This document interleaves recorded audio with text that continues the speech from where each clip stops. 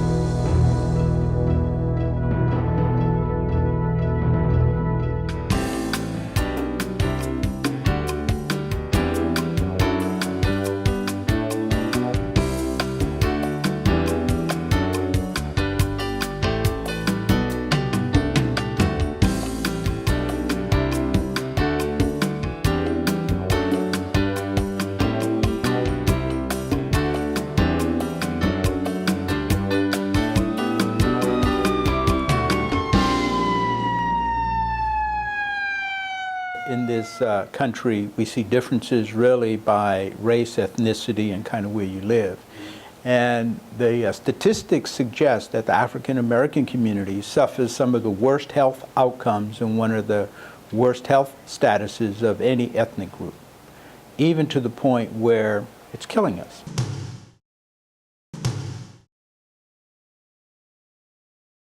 A lot of times the African American culture specifically won't reach out and look outside of itself for help because historically we've been mistreated, and historically a lot of things have been done to the detriment of the African American culture, not only financially but physically and medically. Again, the Tuskegee experiment was one where syphilis was purposely and intentionally given to African Americans. It creates a sense of hostility and disappointment, and it leaves a lot of people feeling like the medical industry, the medical system, researchers in particular, aren't trustworthy.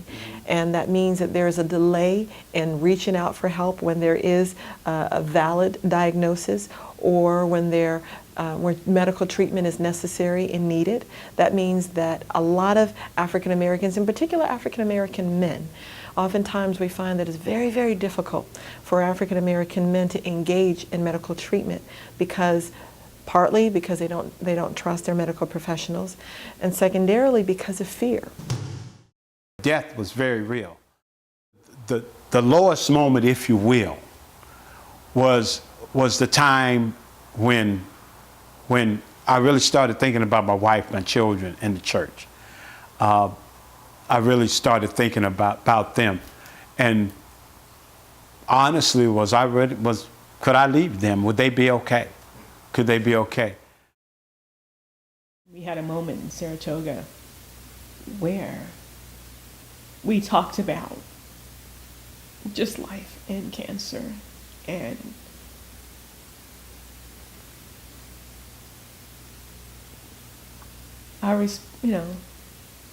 the overwhelmingness, I guess, of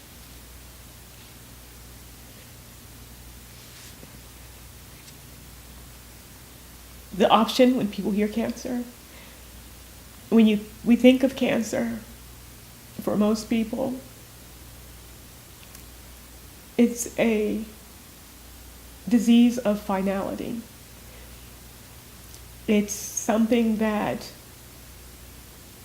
most people take, and we take it with fear and apprehension, of the doom type of mentality.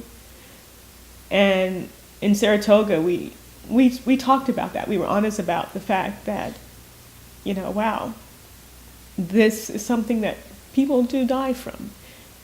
You can lose people to cancer. What do you do?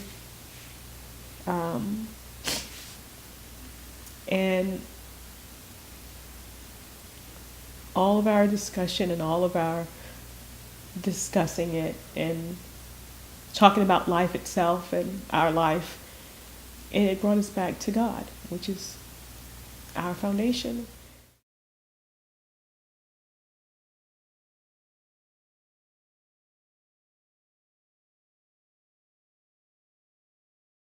We also have to recognize that we have to use faith wisely, and we have to combine information and things that we do. We've got to take proper action. I've began to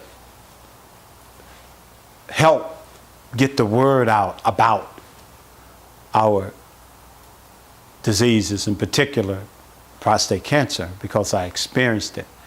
And I began partnering with the G.R.E.E.N Foundation. We understand that we can't do it by ourselves, and we like to be able to partner with other organizations to get the message out about educating and empowering individuals. We talk about different types of health topics and outreach. We have different types of programs for breast cancer support groups. We also do a patient navigation where we help link people to the services in their own local communities. And we're excited about the Act Now signature conferences, where it's a statewide program where we go to different cities and customize them to the local residents to let them know about the services, as well as bring in caliber speakers to talk about on a high level of what awareness and how we could save lives through prevention, wellness, and early detection. We are starting a movement that it's now the Affordable Health Care Law. It is no longer an act.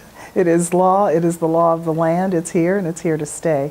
And we're excited about it because we feel that it is a wonderful first step toward health reform, and that many African Americans who have been underinsured or uninsured will now have access to health care, and that it provides an opportunity to look at healthcare from a different perspective. We say a different window, the prevention and wellness window.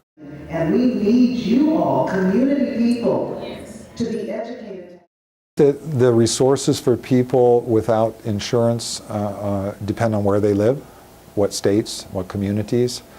I think things are going to change very dramatically in this regard with the implementation of the Affordable Health Care Act, or so-called Obamacare. If you look at the available evidence, available data, at least half of all cancer cases appear to be linked to modifiable lifestyle or behavior factors. And what's even more striking to me is that many of those cancers that we discuss as being treatment resistant, that have very low cure rates, are often the same cancers that are most directly linked to our lifestyle choices. The idea of early detection, which is a major theme across our country and coming from many different venues, but I've learned to help get the word out in regards to the different conferences and things like that. And I've actually just talked to men at the school, at the gym, at the mall where we walk, and I've learned to talk to them about the importance of exercise. One of the things they encourage us to do is to maintain a very active lifestyle, and that involves exercise. And each and every day, heart health is something that is very important to us. The importance of getting proper health checkups, importance of eating right food. My eating habits have changed. A whole lot of things that we eat may be good, they're not necessarily good for us.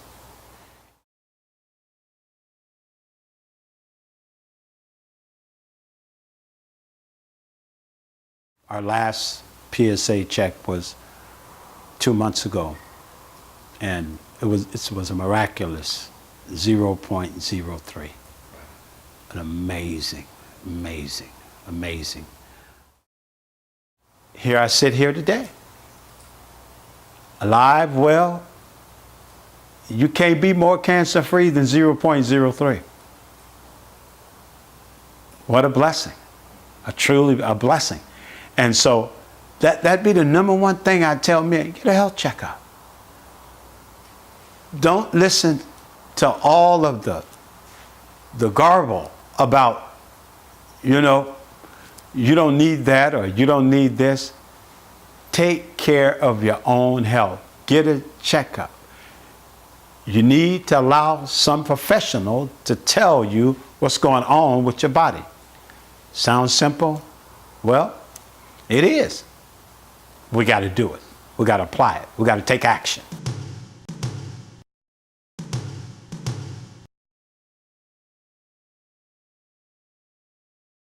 Thank you for supporting the G.R.E.E.N Foundation.